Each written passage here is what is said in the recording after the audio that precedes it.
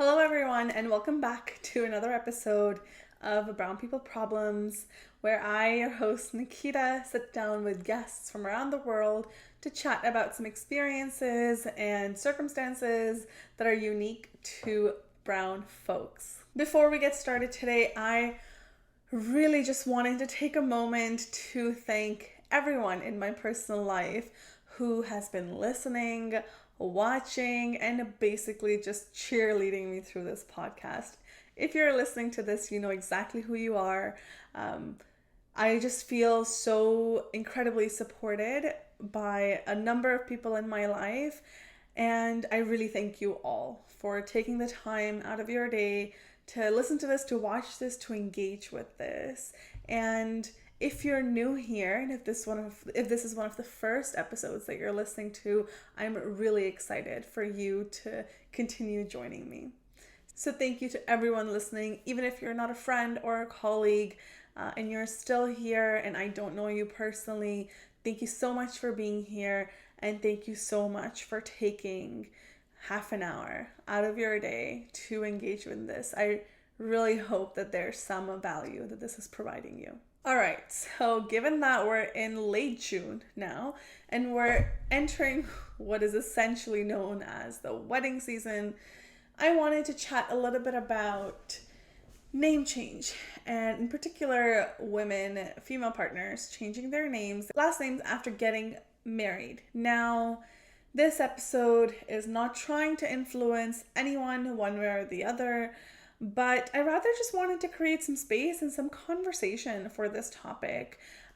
This is something that I have noticed come up a lot in my personal life with, people in my life, and we've spoken a lot about it, but hopefully something on this wider platform can be a little bit more helpful for some of you. So today we're going to talk about the topic of brown women changing their last names and 3 things to think about before you think about making that change. Okay, we cannot talk about name change without talking about its history. So the first thing that I want you to think about is, where does this actually come from? What is the history behind this tradition of women typically changing their last names when they get married, or they find themselves, when they get married? And the word that is really relevant in this historical context is coverture. Now, coverture is defined, if you Google it, it's defined as it's this legal status of a married woman considered to be under her husband's protection and authority. That's coverture. So coverture is the legal status of a married woman considered to be under her husband's protection and authority. Now let's go back a few hundred years. So roughly around 500 to 1000 AD, because obviously populations were a lot more sparse and spaced out, and there weren't so many heavily congregated hubs, names were not really necessary to function right in society. But through the Middle Ages, as populations grew, things became a little bit more organized. Things needed to be codified a little bit better.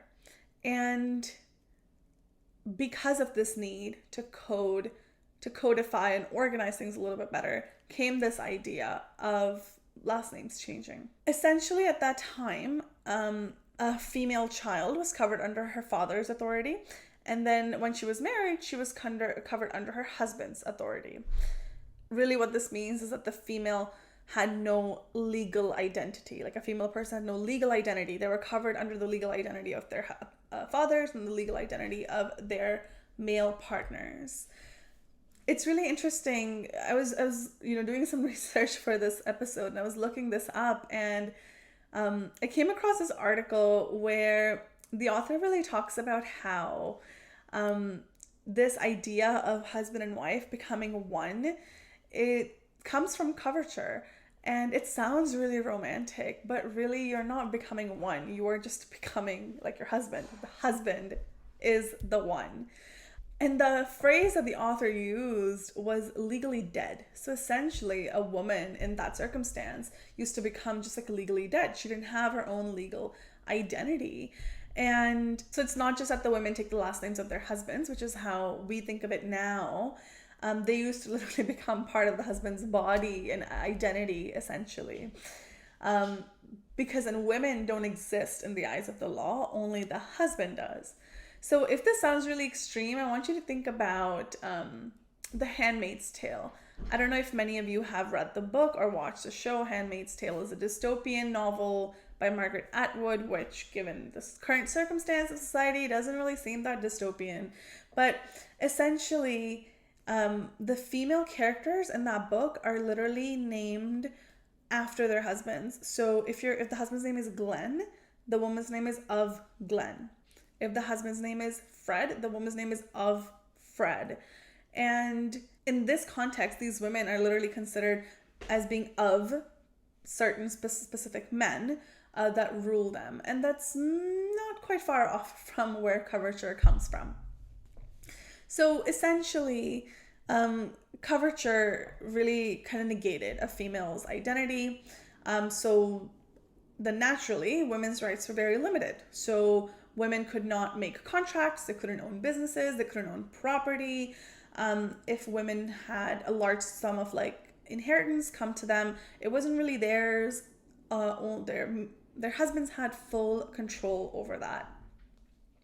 Married women essentially owned nothing as part of that. It's interesting, I couldn't find much information about what was the norm in the South Asian subcontinent around women taking last names prior to colonization. So, we're talking about the Middle Ages, like 12th, 13th, 14th century. So I wonder what the norm was at that time. And if anyone listening has a little bit more kind of a historical perspective on this, please share that with me in the comment section below, or on Spotify. There will be a little Q&A option open for you. I'm very curious to know. So this is the first thing to think about. Where does this name change tradition really come from? And it comes from coverture. Here's a fun fact. It wasn't actually until the 1970s that women in United States could own property independently without having a man sign off on it. This is 1970s. This is our parents' lifetime. If you are a millennial, this is your parents' lifetime, and it's very close to ours. So that's something to know. The second thing that you can reflect on if you're considering changing your name or not, either way, one thing to reflect on is, what does your culture say about name change? And I know on this channel we talk about everything under the lens of the brown culture, but needless to say, there is so much variation, right, within the brown culture, and in no way what I'm sharing represents all of the diversity and the variation that exists in cultural subgroups, in cultures the cultures are different from family to family, from religious group to religious group, from sect to sect. It's all very different. So reflect on what your culture, the culture that's present within your family structure, the culture that's present within your community. What does that say about name change? Is there a sense of duty around it? Is there a romanticization of it? And I'm going to go one step further and be curious about, what does these norms around name change, what do they say about how you name your children, if you were to have any? I was recently in conversation with a friend some time ago, and they were sharing how they had to name their child with the father's first name as the child's middle name, and obviously the father's last name as the child's last name. And I couldn't help but feel that in those types of circumstances, the mom's identity really it feels erased. And it may not feel that way to everyone, and that's okay, right? The point of this discussion is to help you come to a conclusion that works for you intentionally. So, what does your specific culture say about changing names? What have you witnessed in your family growing up? The aunts, the moms, the grandmas, what have they done? Are there any exceptions to this rule? Do you have that one, you know, outlier aunt who never got married, or that aunt who never changed her name? And as you explore this, be curious about, how does the thought of not changing your name make you feel? Are we noticing some guilt come up, some shame come up, some fear of rejection come up? But what sorts of feelings does it elicit within us? And if I have some men listening, thank you so much for engaging in this topic that a lot of you wouldn't feel was relevant to you. But if you are listening to this out of curiosity, I want you to notice, what are some feelings that come up within you as you consider the possibility that your current or future partner may not want to take your last name. What is that that's coming up within you? Can we pay attention to these? Because our feelings influence our behavior all the time. Our feelings, more than our beliefs and more than our learned beliefs, dictate how we do and what we do and the types of decisions that we make. So we've talked about two things right now. We've talked about the history of name change and coverture and what it's really about. We've talked about being curious about, what does our specific cultural group say about name change. And the third thing to reflect on is, what does it mean for you if you're planning on changing your name after marriage? Now, let me break this down a little bit. For a lot of women, their last name changes, absolutely. For some women in some cultural groups in the South Asian subcontinent, their first name also changes after marriage. So the husband's family has the right to say, I don't like your name. We're going to change it. And you go from being Nikita to, I don't know, Ria, right? Like, they can change your first name too. So, and you might be belonging to those cultural groups if you're listening. And so something to reflect on is, then what does it mean for you if you're planning on changing your name? Because our name is our identity. When we change our name, we're changing essentially who we are.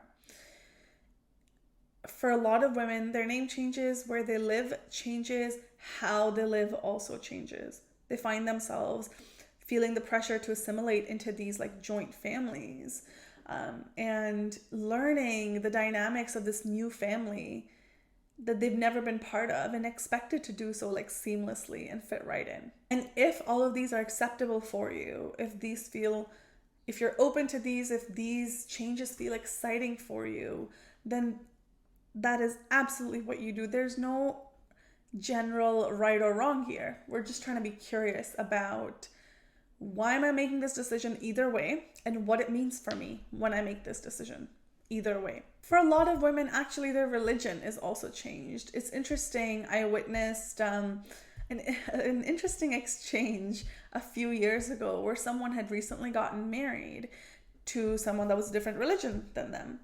And an elder in the family, commented and said something along the lines of, well, you're not Hindu anymore, you're a Sikh because you got married to a Sikh person. And that was something that I'd never heard of before. And that really kind of just took me aback. And that is really the reality for a lot of people. So even if there's no formal conversion, again, your identity, like your religious identity, if that's important to you, just is changed. Other people see you differently and identify you as being different. So the three things to think about: the history of name change and coverture. What does your specific culture, your family dynamics, your family culture, what does that say about name change? And what does it mean for you if you're planning on changing your name or not changing your name? What do you imagine your future to look like? And how much of that feels exciting versus dreadful? Now, I know many of you are listening are probably thinking, well, what about our kids? If I choose to have kids, whose name are they going to have? And it can be helpful to know that that is a future problem. That is not a now problem. That is a future problem. As women, a lot of us are socialized to always think ahead or think of others or just be like considerate to everyone. But maybe in this context, it can be important to put yourself first and thinking about you first and making a decision for you first. And then working with your partner to explore what will be the possible outcomes for naming your future child, if that's something that you want for yourself. What's actually really interesting is this burden of, well, whose names are my kids going to take? Or is it going to be inconvenient? I'm going to feel left out if my husband and my child have the same last name and I don't. It's interesting how that usually falls on the woman's shoulders to figure out. And not necessarily the male partner's shoulders to figure out. So if you're a male partner and you've reached the end, thank you so much for being here. And hopefully you've been able to pay attention to what is coming up within you. You may be noticing a lot of discomfort, and that's okay. You may be noticing a lot of defensiveness come up, and that's also okay.